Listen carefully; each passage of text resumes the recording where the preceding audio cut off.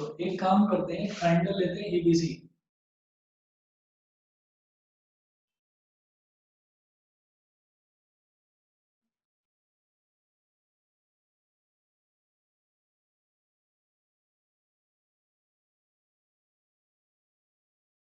A B और सी, ठीक है। और एक ट्रायंगल एबीसी में दो लाइंस दे रखी हैं, एक तो BE, BE and C F, C F ये हो गया। ये बता दीजिए समझ में आया है कि नहीं। ऑल्टीट्यूड का मतलब ये होता है कि वो स्ट्रेट लाइन जो जहां पर ड्रॉप हो रही है वहां पर 90 डिग्री का एंगल बना रही है, उस स्ट्रेट लाइन को ऑल्टीट्यूड बोलते हैं। ये समझ में आया कि नहीं, ये बता दो। यस आ गया सर। ठीक है, तो इन्होंने दे रखा है BE and CF are two equal altitudes. Equal altitudes का मतलब क्या है कि बीई की लेंथ और सीएफ की लेंथ, ये लेंथ भी दोनों इक्वल दे रखी है, ठीक है। अब क्या करेंगे इसमें, अगर इतना दे दिया हमको तो ये वाला ट्रायंगल और ये वाला ट्रायंगल, ये दोनों ट्रायंगल को मैं कॉन्ग्रुएंट प्रूव कर सकता हूँ क्या? कर सकते हैं आरएचएस से, और कॉन्ग्रुएंट प्रूव करते ही हो जाएगा। देखिए हमने कहा in triangle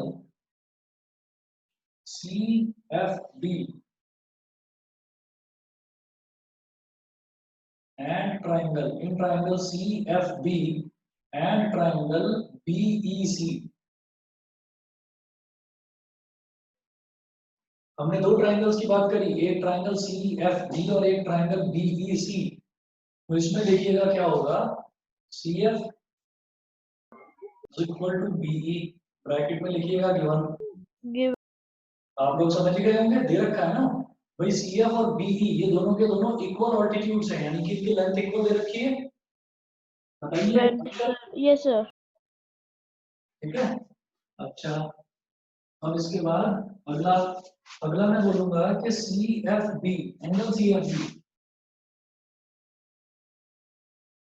angle C F B और angle B and C B E C are equal. Angle C F B और angle B E C, angle C F B is equal to angle B E C is equal to 90 degree. है ना, ये भी given है, बोलो।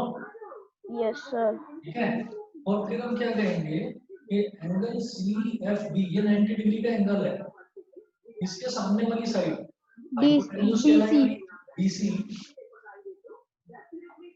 Hypotenuse sir दोनों का common है। और दोनों का हाइपोटेन्यूज कॉमन है भाई। ये वाला जो 90 डिग्री है, इसके सामने वाला जो साइड है वो भी तो बीसी है, तो BC is equal to BC, ये होगी कॉमन साइड। बताइए समझ में आया कि नहीं? Yes sir. अक्षर क्लियर है बेटा? अक्षर, अक्षर है ऑनलाइन? युग समझ में आ गया? अब हमने बोला कि एक तो साइड हो गई, देखिए सी एफ, एक हो गया 90 डिग्री का एंगल यानी कि राइट एंगल आर, एक हो गई साइड, और एक राइट एंगल के सामने वाली साइड हो गई यानी कि हाइपोटेन्यूज। तो तीन चीजें हो गई मेरे पास, राइट एंगल, हाइपोटेन्यूज और साइड। तो RHS by RHS congruence criteria, RHS congruence criteria triangle CFB. Akshat मेरी आवाज आ रही है? इस कॉन्ग्रुएंट सर वीडियो नहीं आ रही आपकी। सर आ रही है। सर आ रही है हमारी, तो मतलब आपकी। बेटा अक्षत नेट में कुछ प्रॉब्लम आ रही होगी। सीएफबी ट्रायंगल बीईसी ये दोनों के दोनों कॉन्ग्रुएंट हो गए। देख लो, ट्राई करके देख लो, थोड़ी देर अगर आ जाती है तो ठीक है, नहीं तो फिर मैं लिंक भेजूंगा, उसमें देखना। तो ट्रायंगल सीएफबी और ट्रायंगल बीईसी ये दोनों के दोनों कॉन्ग्रुएंट हो गए। इसके बाद मैं क्या करूंगा, कि जब ये दोनों ट्राइंगल कॉन्ग्रुएंट हो गए तो मैं ये देखूंगा ट्राइंगल सी एफ बी में ये जो पूरा बड़ा एंगल है बी और ट्राइंगल बी ई सी में ये जो पूरा बड़ा एंगल है सी, ये दोनों के दोनों इक्वल हो जाएंगे। भाई यहाँ पर ये वाला एंगल बी और ये वाला एंगल सी, हम ये कहेंगे इट इंप्लाइज दैट एंगल, ये जो लास्ट में अल्फाबेट है बी उसको बीच में ले आओ, तो angle C B F is equal to, ये लास्ट में जो एंगल सी अल्फाबेट सी है उसको बीच में ले आओ, angle C B F is equal to angle B C E, ये हो गया। यहाँ लिख दीजिए आप रीजन में by C P C T, बता दीजिए इतना समझ में आया कि नहीं। Angle C B F Yes, sir. Equal to angle B Yes, C, sir. है ना, ये दोनों के दोनों इक्वल हो जाएंगे। अब व्हाट नेक्स्ट, अभी क्या करना है इसमें देखिएगा, ये दोनों मेरे को इक्वल आ गए, अब हम क्या करेंगे कि now in triangle ABC, now in triangle ABC, भाई ये पूरा जो एंगल सी बी एफ है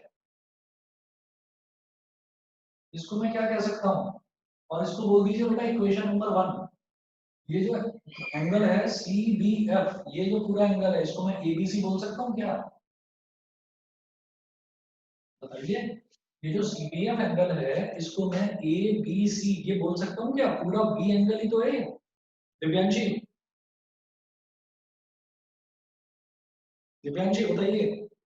हमारे पास एंगल है सी बी एफ, तो सी बी एफ कहां से कहां तक होगा, देखो सी बी और एफ, तो ये पूरा बड़ा एंगल हो गया। तो अगर मैं पूरे बड़े ट्राइंगल एबीसी की बात करूं तो एंगल ए बी सी वो भी तो यही एंगल होगा, इसका मतलब सी बी एफ की जगह मैं एबीसी भी तो बोल सकता हूँ, बताइए। मेरी आवाज नहीं आ रही है क्या?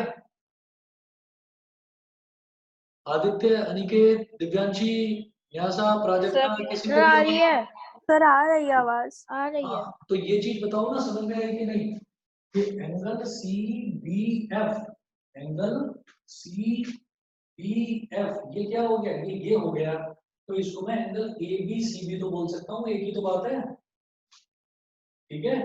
इसी तरह से जो एंगल बी सी ई है, अरे चुप क्यों बैठे हो, एंगल बी सी ई ये वाला एंगल, इसको मैं एंगल ए सी बी भी तो बोल सकता हूँ, ये भी तो यही एंगल है पूरा। अरे बोल क्यों नहीं रहे हो, क्या सर? ये समझ में नहीं आ रहा क्या? सर यहाँ वाला नहीं आया स्टेप। दोबारा समझिए ना, फिर पूछ ही नहीं रहे हो ना, तो हाँ बोल रहे हो या ना बोल रहे हो, कुछ भी नहीं बोल रहे हो आप लोग।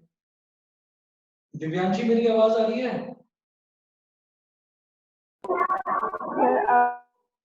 आवाज आ रही है।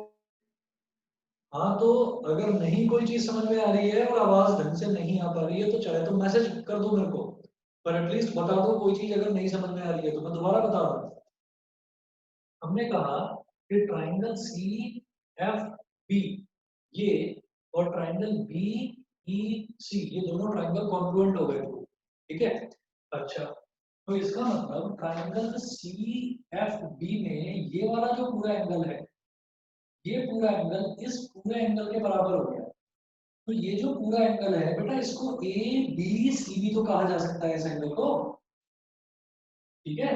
और जैसे ये वाला पूरा एंगल है इसको ए सी बी भी तो कहा जा सकता है, तो मैंने Yes, वही तो लिखा है angle ABC is equal to Yes, angle sir. ACC, समझे कि नहीं समझे? यस सर समझ गया। Yes, sir. ठीक है। अब बताओ दिव्यांशी, सर समझ नहीं आ रहा। नहीं आया समझ में? आप ये देखो, ये दोनों एंगल तो समझ में आ गए, ये वाला एंगल पूरा यहां से यहां तक जो ये पूरा एंगल है, वो आ गया। हाँ ये तो समझ में आ गया। Yes sir. देखिए ये जो पूरा एंगल है ये एंगल क्या है, सी बी एफ ये पूरा एंगल है। अगर मैं ए बी सी एंगल की बात करूं तो वो भी तो यही पूरा एंगल होगा, बोलो, यस सर। है ना। तो मैंने कहा कि अगर मैं सी बी एफ की बात करता हूं तो ये जो एंगल है, ये जो एफ है, आप ये देखो, चलो सी बी एफ, अगर मैं इस बी एफ को ही आगे एक्सटेंड कर दूं तो ये बी ए हो जाएगा, तो एंगल सी बी ए हो जाएगा, यानी कि ए बी सी एक ही बात है, चाहे आप ए बी सी बोलो चाहे सी बी ए बोलो, समझे? Yes, sir. ठीक है, इसी तरह से ये जो सी बी एफ है ये बी सी ई के इक्वल है, तो बी सी ई बोलिए तो कितना एंगल आ रहा है ये वाला, और इसको थोड़ा सा एक्सटेंड कर दिया तो क्या हो जाएगा बी सी ए, तब भी तो ये पूरा बड़ा एंगल होगा, तो इसको आप एंगल ए सी बी बोल दीजिए। बताओ अभी क्लियर है? Yes sir. बताओ बेटा थोड़ा सा समझने की कोशिश करिए, समझ में आ गया तो आगे बढ़ूंगा मैं। Inder yes sir. क्लियर है? यस सर क्लियर है। ठीक है जी, अब समझिएगा। दिव्यांशी चलो आगे। Yes, sir.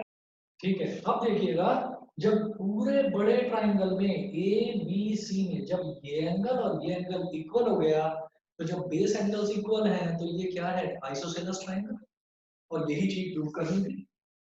Angle ABC is equal to angle ACB, ये मैंने लिखा है यूजिंग इक्वेशन 1, मैंने इक्वेशन 1 को यूज करते हुए लिखा है, तो मैं यहाँ पर लिख लूंगा यूजिंग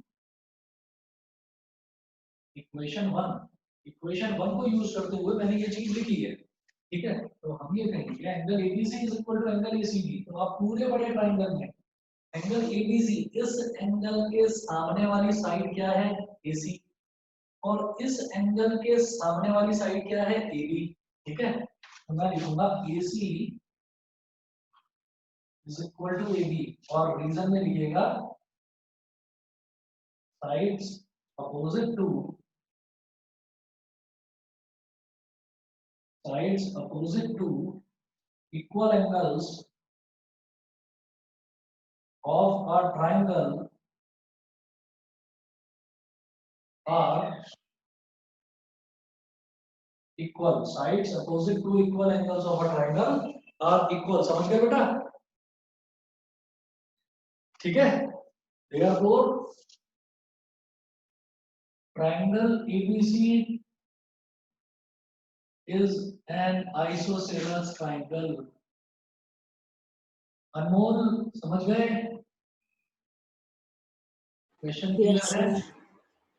ठीक है, चलिए जी, इसके बाद अगला देखते हैं। अगला क्वेश्चन नंबर 5 बताइए। 5 हो गया सभी बच्चों से? Yes sir. सभी से हो गया क्वेश्चन नंबर 5? छोड़ दूं फिर मैं इसको? नो सर नहीं हुआ, आधा ठीक है, रह गया। ठीक है, मैं करा रहा हूँ। एक्सरसाइज 7.3 का क्वेश्चन नंबर 5 देखते हैं। देखिए ये वाला तो हो गया, अपन दिव्यांशी समझ गए? Yes, sir. ठीक है बेटा, पूछ लिया करो, खुद से पूछ लिया करो। कई बार तुम चुप लगा जाते हो, बताते ही नहीं हो, तो पूछ लिया करो, हेजिटेट करने की कोई जरूरत नहीं है। यहाँ ऑनलाइन में कोई प्रॉब्लम नहीं है। कई बच्चे कई कई बार पूछते हैं, कईयों को नहीं समझ में आता, नेटवर्क का इशू होता है, तो बिल्कुल आप बिना किसी झिझक के पूछ लिया करिए कोई भी चीज। समझ रहे हो? अनमोल, आदित्य, किसी भी क्वेश्चन में डाउट आया करे बेफिक्र पूछ लीजिए आप। ठीक है, ओके सर। चलिए मैं सर क्वेश्चन, हाँ बताओ। सर जो मैंने आपको क्वेश्चन 5 भेजा था वो सही था? बेटा मैंने चेक नहीं करा, तुमने, मैंने चेक नहीं करा, मैं अभी देख लेता हूँ। मैं क्वेश्चन नंबर 5 करा रहा हूँ, आप चेक कर लेना कि आपने सही करा या नहीं। ठीक है, मैं अभी करा रहा हूँ। Okay sir. देखिए क्वेश्चन नंबर 5 में है ABC is an isosceles triangle with AB is equal to AC। तो AB एक आइसोसेलेस ट्रायंगल है जिसमें दो साइड्स AB और AC वो दोनों इक्वल दे रखी हैं। ठीक है, अभी करता हूँ उसको। गिवन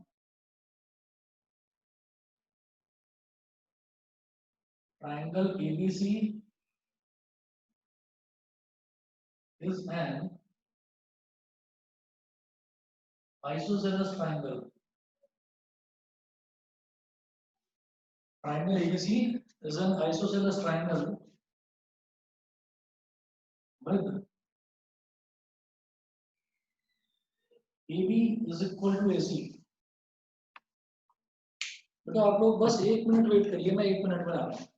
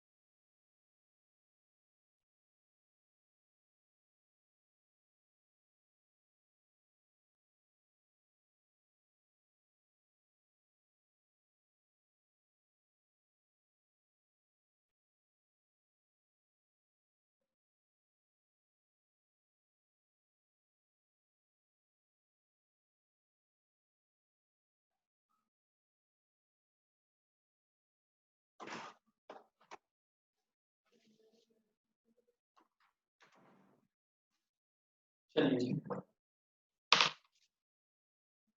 ये दे रखा है तो एबीसी एक ट्रायंगल ड्रॉ करें।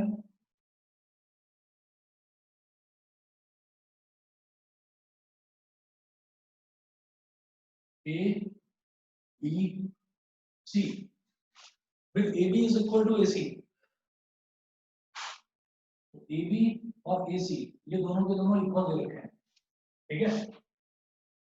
अब draw AP perpendicular to BC। AP draw करना है परपेंडिकुलर टू BC।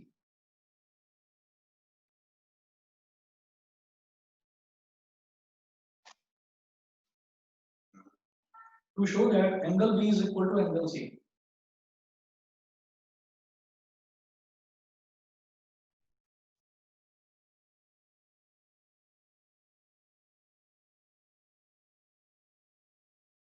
तो ऐसे ही हो जाता है। देखिए ABC एक आइसोसेलेस ट्रायंगल दे रखा है। ABC एक आइसोसेलेस ट्रायंगल दे रखा है जहां पर AB और AC ये दोनों के दोनों इक्वल हैं। तो मुझे AB ड्रॉ करने की भी जरूरत नहीं थी, मैं सीधा सीधा बोल देता कि angles opposite to equal sides of a triangle are equal. तो एंगल B और एंगल C तो वैसे ही इक्वल हो जाते हैं। लेकिन इस क्वेश्चन में इन्होंने दे रखा है कि draw AP perpendicular on BC to show that angle B is equal to angle C। मुझे AP इस पर परपेंडिकुलर ड्रॉ करके ये बताना है कि एंगल B और एंगल C ये दोनों के दोनों इक्वल होंगे। मेरी बात समझ में आ गई सबको? Yes sir. Yes, sir. हाँ, तो मुझे इस AP की हेल्प से ये बताना है। तो ऑब्वियस सी बात है, आप समझ गए होंगे कि AP जब यहाँ पर आया तो एक ट्रायंगल ये बन गया और एक ट्रायंगल ये बन गया। मुझे इसको और इसको कॉन्ग्रुएंट प्रूव करना है और कॉन्ग्रुएंट प्रूव करके फिर बाई सिंप्लिसिटी मैं ये कहूंगा कि ये वाला एंगल इस वाले एंगल के इक्वल है। मेरी बात समझ में आ गई? Yes, sir. Yes sir. अब हम कहेंगे in triangle APB, in triangle APB and APC and triangle APC, ये दो ट्रायंगल हो गए। In triangle APB and triangle APC, तो इसमें हमने बोला कि AP is equal to AP common side,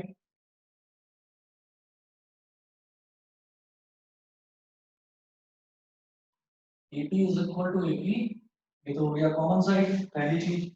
उसके बाद एंगल APB,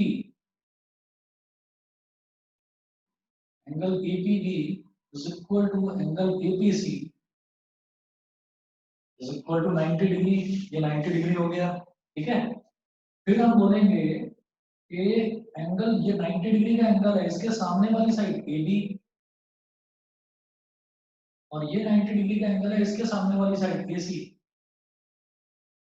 ये दोनों इक्वल हैं, इनको बोलिएगा गिवन। तो देखिए एक तो हो गई बेटा साइड, एक हो गया 90 डिग्री का एंगल यानी कि राइट एंगल, और एक 90 के सामने वाली साइड यानी कि हाइपोटेन्यूज। तो मैं बोलूंगा therefore by RHS congruence criteria, by RHS congruence criteria triangle APB is congruent to triangle APC। ये समझ में आ गया? Yes sir. Yes, sir.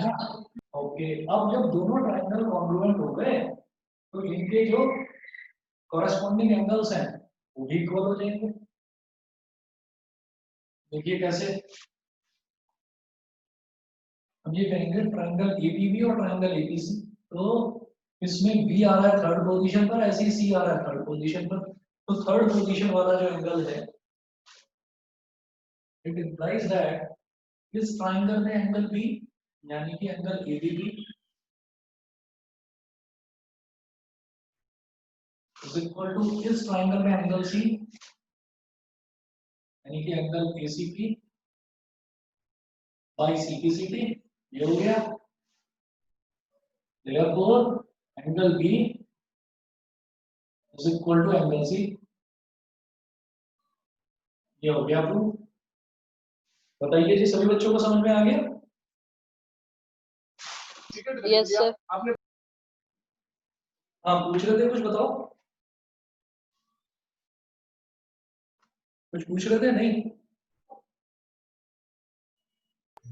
Sir हाँ जी बताइए। सर मैंने ये वाले क्वेश्चन में एस को लेकर करा है, एंगल ए को कॉमन लेकर। एंगल ए बेटा कॉमन नहीं होगा, क्योंकि क्या है ना कि ये ट्रायंगल ए पी बी है, तो ये एंगल तो अलग हो गया, और ये ट्रायंगल ए पी सी है, और ये वाला एंगल अलग हो गया। और नहीं, ऐसा भी नहीं दे रखा है कि ये दोनों एंगल्स जो है इक्वल है। वो इक्वल कब होते हैं? जब मुझे ये दे रखा होगा कि ए बी जो है वो इस एंगल पूरे एंगल ए को बाइसेक्ट कर रहा है। समझ गए? अगर ये दे रखा होता सर कि AP जो है वो इस एंगल A को बाइसेक्ट कर रहा है, तब मैं बोलता कि ये एंगल और ये एंगल इक्वल है, तो वो तरीका गलत है फिर तुम्हारा। ठीक है, ये वाला ठीक ओके है सर। ना? चलिए जी, अब अगला टॉपिक स्टार्ट करते हैं। ये है inequalities in a triangle. Next heading डालिएगा, लास्ट टॉपिक है इस चैप्टर का और बड़ा इंपॉर्टेंट है।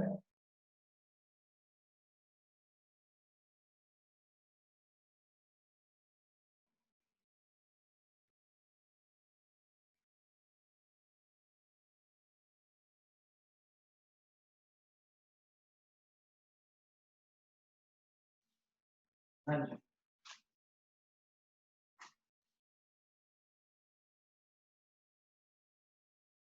inequalities in a triangle.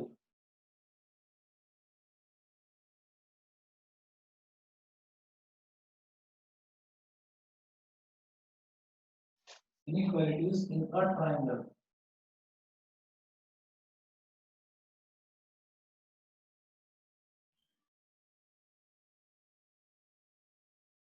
चलो जी, अब इसमें हमें ना पेज नंबर 131 पर है, हमें बस दो थ्योरम नोट करनी है। पहली थ्योरम लिखिएगा, और इनका कोई प्रूफ वगैरह नहीं करना है, बस आपको दो थ्योरम नोट कर लेनी है। देखिए,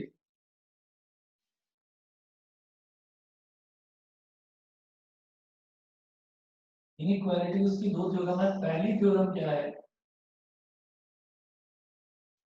सर इसमें तो 3 दे रखी हैं। तीसरी कौन सी है बेटा? सर एक है 7.6 If 7.7 two sides of a 7.6। triangle are unequal, the angle opposite to the longer side। ना ना ना, ठीक है, कोई दिक्कत नहीं है। तीनों 7.6 और 7.7 एक ही है। आप बस दो थ्योरम नोट करिए। एक है इन any triangle,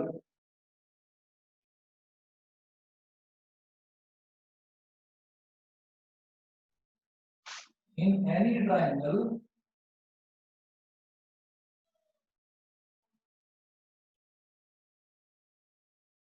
the side, in any triangle the side opposite to the larger angle, the side opposite to the larger angle is longer। In any triangle the side opposite to the larger angle is longer। किसी भी triangle में अगर जैसे मान लीजिए अलग अलग angles दे रखे हैं, तो जो एंगल बड़ा होगा ना उसके सामने वाली जो साइड होगी वो साइड भी लंबी साइड होगी। जो सबसे बड़ा एंगल होगा उसके सामने वाली जो साइड है वो सबसे लंबी साइड होगी। समझ गए मेरी बात? The side opposite to the larger angle is longer. और इसी तरीके से मैं ये लिख सकता हूं, इन एनी ट्रायंगल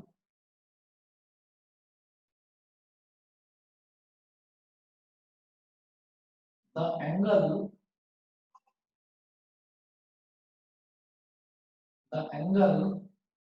opposite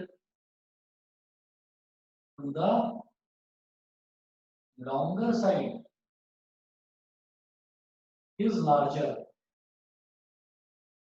बताइए अगर मेरी बात आपको समझ में आ गई हो तो। अगर किसी भी ट्रायंगल की बात करें, किसी भी ट्रायंगल में जो बड़ा एंगल है, बड़े एंगल के सामने वाली साइड भी बड़ी होगी।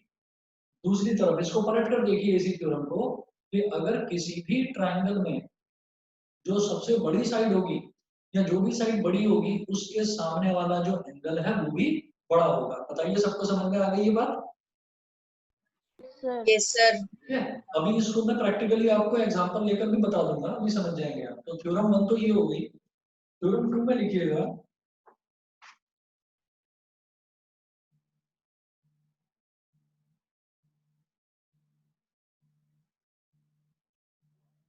थ्योरम 2 भी बेहद आसान है। इसमें क्या होगा कि जैसे बेटा 1 मिनट की वीडियो बनानी है, कोई कॉल आ रहा है, वीडियो पॉज हो गई।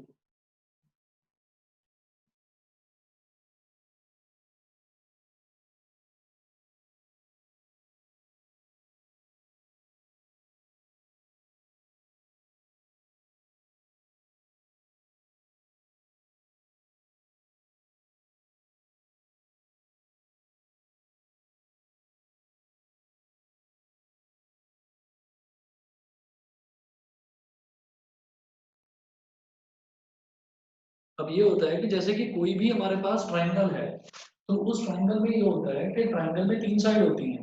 तो ट्रायंगल की जो 3 साइडें हैं उनमें से कोई 2 साइड ले लो और उन 2 साइड्स का, अरे अब इस पर कॉल आ गई, रुकिए बेटा।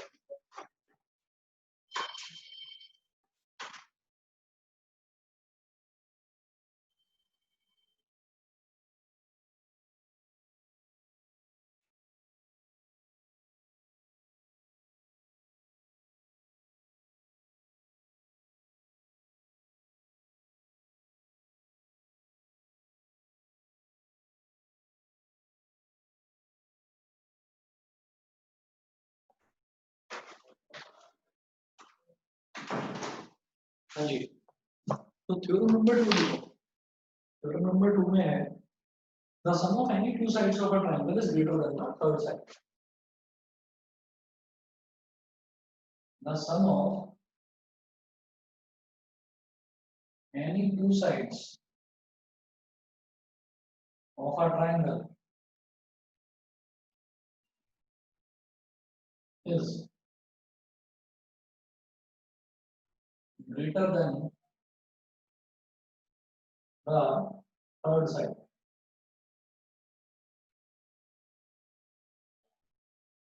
The sum of any two sides of a triangle is greater than the third side. ठीक है, अच्छा, मतलब अगर कोई ट्रायंगल है ना मेरे पास, तो ट्रायंगल में 3 साइड्स होती हैं, तो आप कोई भी 2 साइड ले लो और उन 2 साइड को ऐड कर दो।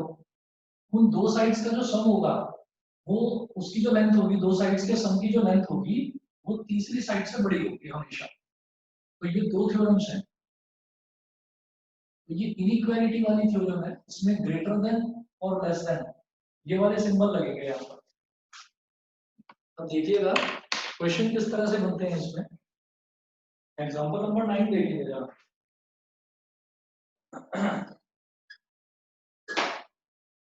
एग्जांपल नंबर 9 देखिएगा, इसमें क्या है, D is a point on side BC of a triangle ABC such that AD is equal to AC.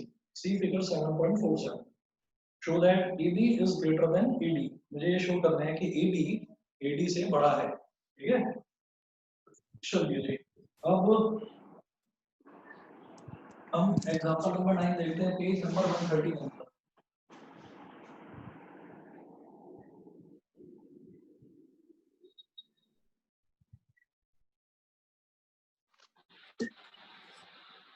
ये है D is a point on side BC of triangle ABC such that AD is equal to AC। तो पहले figure 7.47 जो दे रखी है ये draw करिए। ये ऐसे है,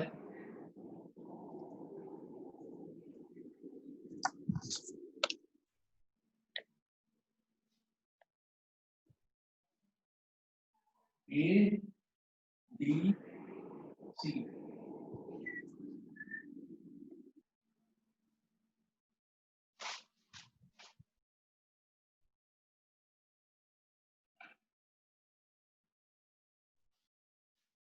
ये वाली साइड और ये वाली साइड ये इक्वल है। Show that AB is greater than AD। ये है B।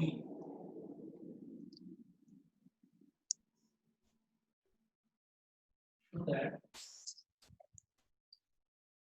AB is greater than AD। so that AB is greater than 3D. ये है। देखिएगा इसमें दे रखा है D is a point on side BC of triangle ABC। अब जब मुझे ये दे रखा है, ये जो ट्राइंगल है ना ADC, जो ट्राइंगल ADC है, इसमें हमारा हमको प्रूव करना है AB जो है वो AD से बड़ा है, यानी कि मुझे इस ट्राइंगल की बात करनी है। अच्छा, कैसे करेंगे इसको प्रूव?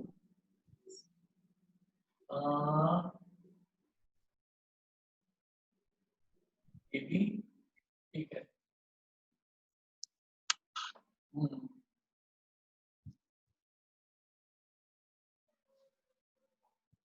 इसको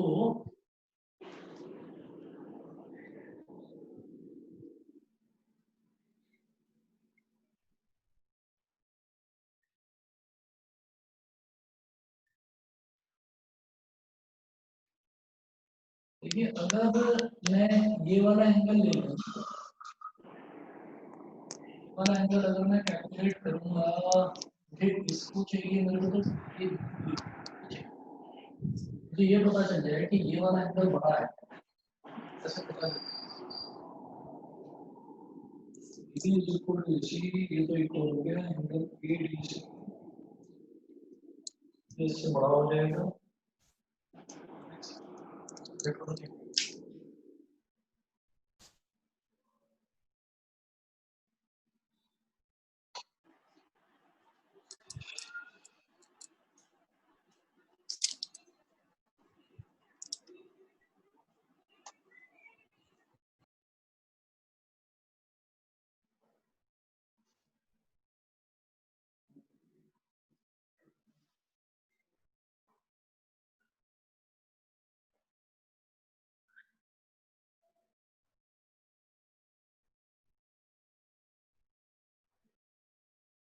देखो, इसमें एक प्रॉपर्टी आपको एक्सटीरियर एंगल प्रॉपर्टी ध्यान है क्या सभी बच्चों को? एक्सटीरियर एंगल प्रॉपर्टी मैं ना इस क्वेश्चन में, जैसे यहाँ पर ये ट्रायंगल दे रखा है, मैं अलग से एक चीज आपको बता रहा हूँ, वो ध्यान रखिएगा। वैसे याद आ जाएगी आपको, रिकॉल करने की ज्यादा जरूरत पड़ेगी कि याद आ जाएगी। देखो, ऐसा है कि अगर मान लो एक ट्रायंगल है इस तरह से, ये ट्रायंगल दिया है मुझे, ये है ट्रायंगल ABC। यहाँ पर अगर ये एक्सटीरियर एंगल है ना, इसको बोल दीजिए D, है ना, तो ये वाला बन गया इस ट्रायंगल के बाहर वाला एंगल, तो मैं बोलूंगा एंगल ACD। तो एंगल ACD का मतलब ये बन गया exterior angle. Angle ACD exterior angle होता है is equal to sum of interior opposite angles. तो angle ACD is equal to angle A plus plus angle angle B। B। याद है ये? Yes sir. याद है सभी बच्चों को? इसको बोलते थे एक्सटीरियर एंगल प्रॉपर्टी। ठीक है। अच्छा, अब इसी प्रॉपर्टी को मैं यहाँ पर यूज करने वाला हूँ इस ट्रायंगल में जो ये दे रखा है। तो यहाँ पर मैं इसमें ऐसे बोलूंगा कि एंगल ADC, मैं ट्रायंगल ABD की बात कर रहा हूँ। ठीक है, ध्यान दीजिएगा, ट्रायंगल ABD। तो मैं लिख रहा हूँ यहाँ पर सॉल्यूशन में, इन ट्रायंगल ABD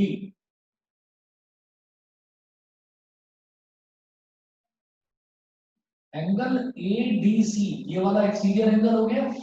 बताइए, अगर मैं ट्रायंगल ABD, मैं इस ट्रायंगल की बात कर रहा हूँ, इधर वाले ट्रायंगल की ABD, तो ये एंगल ADC, ये एक्सटीरियर एंगल हो गया। दिव्यांशी, समझ में आ रहा है? हाँ, Yes, sir. ठीक है। तो इन ट्रायंगल ABD मैं लिख रहा हूँ कि angle ADC is an exterior angle. ठीक है। अच्छा, एक्सटीरियर एंगल की प्रॉपर्टी लगा दो फिर आप कि angle ADC is equal to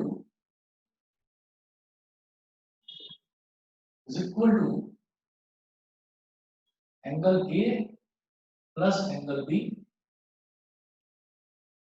यहां लिख रहा हूं मैं एक्सटीरियर एंगल प्रॉपर्टी। बताइए समझे कि नहीं? Yes sir. Anmol Yes, sir. बताओ, अनमोल समझ में आ गया? अक्षर Yes, sir. Yes sir. Okay.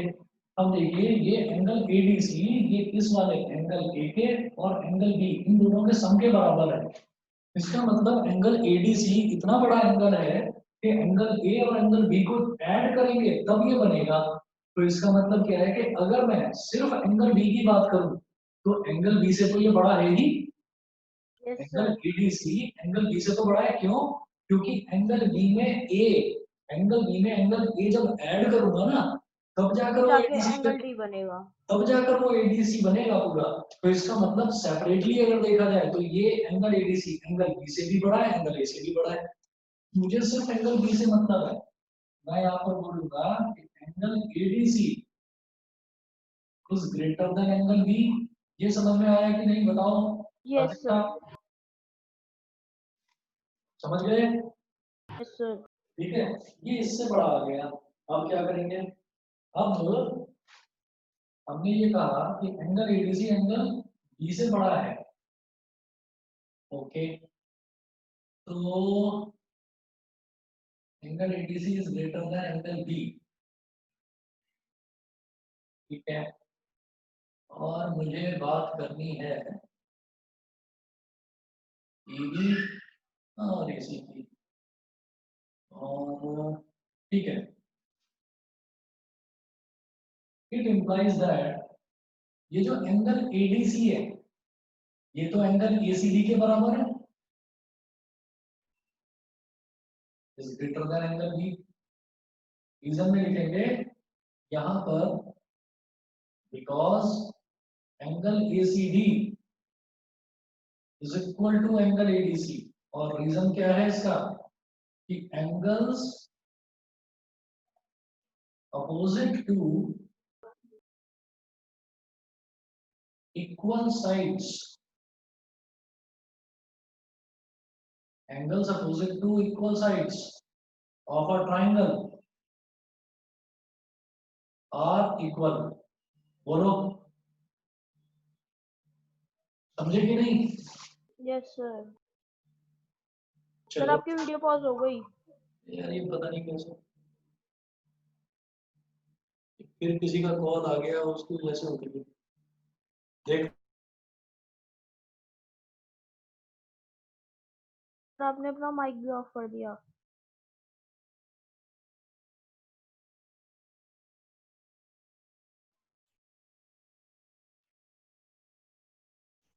चलो जी, तो angle ACD is greater than angle B, ये हो गया। ये समझ में आ गया? क्योंकि ये वाला एंगल इस वाले एंगल के इक्वल है, because AD is equal to AC, ठीक है। अच्छा, तो angle ACD is greater than angle B, तो हम ये कहेंगे एंगल एसीडी का मतलब क्या हो गया? पूरा बड़ा एंगल सी। तो नाउ इन ट्रायंगल एबीसी ये एसीडी यानी कि ये वाला एंगल इस वाले एंगल से बड़ा है, angle C is greater than angle B.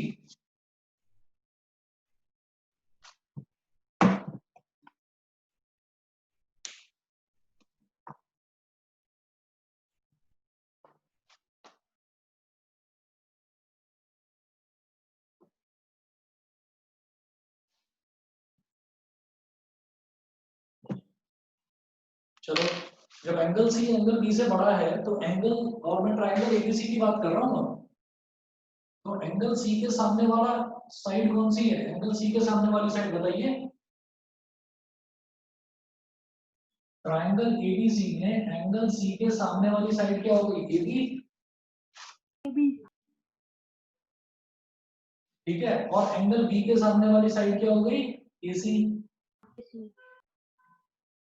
तो जब angle C is greater than angle B तो एंगल सी के सामने वाली साइड एबी, एंगल बी के सामने वाली साइड एसी से बड़ी होगी, क्योंकि थ्योरम क्या थी कि side opposite to longer side the side opposite to larger angle is longer. तो रीजन पे लिख लीजिए थ्योरम 2 राइट, समझ गए? Yes sir. सर हम इसे साइड अपोजिट की जगह हम इसमें ये नहीं लिख सकते directly using side opposite to larger angle, sir हाँ सर हम इसमें डायरेक्टली ये नहीं लिख सकते using theorem 2 we have proved this. नहीं थ्योरम तो ऐसे लिखोगे ना बेटा, थ्योरम जो है वो लिखनी पड़ती है, ऐसे तो न जाने कितनी थ्योरम्स हैं, और भी चैप्टर आएगा अगला क्वाड्रिलेटरल, उसमें भी थ्योरम 2 होगी, थ्योरम 3 होगी, तो ऐसे नहीं लिखा जा सकता। Side opposite to larger angle is longer, तो AB is greater than AC हो गया। अच्छा, but we know that given है क्वेश्चन में, क्वेश्चन में दे रखा है कि AD और AC इक्वल है, AD is equal to AC, तो आप AC की जगह AD लिख दीजिए, implies that AB is greater than AD, और यही चीज प्रूव करनी थी। बताइए समझ में आ गया? Yes sir. ठीक है, यस सर। बस तो जी इतना करिए, बाकी कल कराता हूँ, आज के लिए thank you sir. Thank you sir. Thank you sir. चलिए जी, okay thank you sir. Okay okay.